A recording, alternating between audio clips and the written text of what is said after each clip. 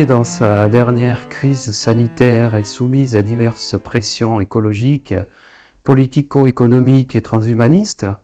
Notre époque vit des tensions palpables et inédites. Ces tensions débouchent sur un comportement collectif paradoxal. D'un côté, naissent des conflits, des oppositions entraînant des prises de position. De l'autre, une partie de la population donne l'impression de croire aux informations que nous balancent quotidiennement les médias mainstream. Et quand on échange avec nos voisins, nos amis, notre famille ou l'inconnu de hasard, on se rend bien compte que nos certitudes sont fragiles et que ce que nous pensions acquis n'est plus, tout simplement, tant sur le plan économique, politique, que sur celui des valeurs. Nous sommes ballottés entre un monde politique gangréné par la corruption, la finance et les batailles d'ego, mais aussi poursuivis par une inflation galopante, un chômage impossible à endiguer, un sentiment d'insécurité presque à tous les niveaux, un lobbying omniprésent qui impacte très largement les décisions publiques nationales et internationales. Que faire ? On est aussi confronté à une nature malade dont on sait aujourd'hui qu'il faut en prendre soin, à une terre empoisonnée par les tonnes de pesticides déversés annuellement, et une science qui s'acoquine avec les technologies high-tech, des projets transhumanistes.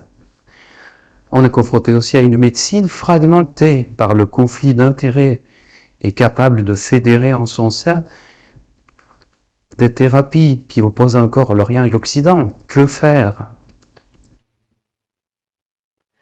Notre monde compte à peu près aujourd'hui un nouveau milliardaire toutes les 26 heures, alors que 160 millions de personnes sont tombées dans la pauvreté avec la pandémie. Dans le même temps, on a 17 000 ogives nucléaires qui sont détenues par 9 pays, qui peuvent plonger la planète dans un hiver nucléaire de plusieurs années. Que faire ? Bon, alors, faut-il en pleurer ? Faut-il en rire ? Faut-il pleurer d'être otage de ce théâtre humain ou bien en rire ? Alors, est-ce que nous passions un peu du rire aux larmes, un peu comme dans Jean qui pleure et Jean qui rit de Voltaire, souffrant de déprime le matin et puis retrouvant la joie le soir, passant donc de la tristesse au bonheur. Dans ce contexte, inutile de s'étonner que les troubles bipolaires et le vent en poupe. Comment éprouver la joie de vivre et la stabilité intérieure lorsqu'on vit et vibre cet environnement injuste, absurde, et au devenir finalement assez peu enviable. Comme la plupart d'entre nous, j'exècre ce tableau funeste de l'humanité, faisant des êtres humains de sombres crétins infréquentables. Entre déclarations d'amour et de haine, passion et trahison, ambition et abandon, des liens se tissent sur terre, puis se détissent au gré des intérêts des peuples, de leurs croyances et du déroulement de cette pelote de laine que l'on appelle la grande histoire. Chaque être humain fait ce qu'il peut pour vivre au mieux sa courte histoire de vie, prise dans les mailles de la grande histoire, et il arrive que la cohabitation avec les autres locataires de la terre ne soit pas toujours facile. Bon, d'accord, mais je suis d'accord avec toi, mais que l'on en soit conscient ou pas, chacun trimballe dans son cœur, ou dans son âme, chacun appellera ça comme il veut, une capacité à recevoir de l'information subtile, extraordinaire, spirituelle aussi. Une information qui n'est pas issue des médias dont tu parles, mais de notre intuition sensible. Certains parleront de souffle divin ou de part divine en soi, d'autres de masculin et de féminin sacré ou autrement. Peu importe, on s'en fiche, ne soyons pas fétichistes des mots. Ces inspirations subtiles viennent à nous par le biais d'une émotion, d'un sentiment de compassion, de grâce, d'une impression fugace d'universalité, d'une plénitude ressentie à un moment donné, peut-être d'un besoin de bienveillance ou d'amour en nous, qui nous distingue à jamais de la machine, aussi sophistiquée soit-elle.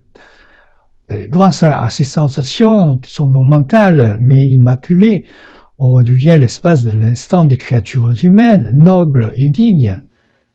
Et cette dignité n'est pas l'apanage de notre espèce, elle concerne d'ailleurs les autres créatures présentes sur Terre, hein. Et c'est là que nos générations commencent à comprendre, en s'intéressant un peu plus à la faune, à la flore et au aspect de la planète en général. Qu'en penses-tu? Oui, tout à fait, tu as raison, Max, ce lien extraordinaire et d'ailleurs très très bien, superbement présenté dans le film Avatar, notamment par la langue 13 des ravis extraterrestres. Cette tresse contient un système sophistiqué, subtil, qui leur permet de se relier à d'autres espèces vivantes et aussi à tous les habitants passés et présents de Pandora. Leur tresse participe à leur bien-être spirituel et physique. Elle est un moyen pour eux de se connecter à d'autres créatures et d'assurer la protection du clan. La référence chamanique est claire hein, dans ce film. Elle fait écho à la mode chamanique observable un petit peu partout en ce moment, jusque dans des pays qui n'ont aucun lien avec le chamanisme traditionnel. Ce film n'est pas le seul, mais il parle à l'évidence de notre époque, de ces tensions, des conflits d'intérêts tragiques et destructeurs qui sont à l'œuvre sur notre planète. Il met en scène un champ de conscience rationaliste aussi, mercantile et conquérant, incarné par le colonel Karich, qui est l'opposant farouche des Na'vi, puisque en fait son objectif est de les soumettre. En ce qui me concerne, j'y vois principalement les perturbations en cours, mais aussi les métamorphoses en cours dans notre société. J'y vois les combats que nous sommes en train de mener chaque jour en nous et sur un plan collectif, afin de concilier les dualités, consciemment ou pas. Ce conte cinématographique ne se contente pas de poser les espoirs d'un monde nouveau. Il nous fait travailler sur un plan personnel et social nos archétypes. Bon, reconnaissons, c'est vrai que la connexion spirituelle et l'interconnexion avec la nature ont encore du mal à percer dans le cadre étriqué et utilitariste de nos sociétés. Ces connexions sont étouffées par un rationalisme ravageur, persuadé que la raison discursive est la seule source possible de production des biens et de progrès. Quant aux religions, elles ont toutes tenté de récupérer notre part divine et inaliénable à leur propre bénéfice. Elles ont tenté de l'enfermer dans une matrice culpabilisante ou de karma, dans des dogmes, des rites, des interdits, des textes sacrés, des églises, des temples, tout en prenant généralement soin de bien séparer les sexes à des fins de contrôle. Séparer les sexes physiquement, c'est maintenir dans la dichotomie nos deux hémisphères cérébraux. C'est entretenir une désunion de la psyché et installer la dualité à tous les étages de nos vies. Et d'empêcher par la même occasion leur réunion en soi et à l'extérieur de soi, sauf exception bien sûr. Pour autant, soyons clairs sur ce point, fédérer nos polarités sexuées sacrées en soi n'a rien à voir, à mon sens, avec la mode actuelle incarnée par ce spectacle des drag queens extravagants, maquillés comme des camions volés, qui sont censés donner des leçons de morale et de tolérance à la place des institutions religieuses d'antan.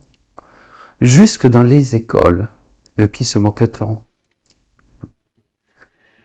La fréquence spirituelle de l'humain est si précieuse qu'il y a toujours quelque chose qui tente de l'intercepter, puis de la corseter.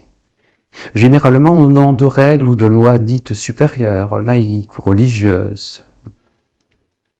Idem pour le rationalisme, le scientisme et l'économisme ambiant, qui ont tout fait pour museler la spiritualité, puis la placer en arrière-plan de nos vies et de nos priorités, l'obligeant de cette façon à rester dans une cave où les travailleurs et les besogneux que nous sommes ne descendent que lorsqu'il reste du temps hors travail.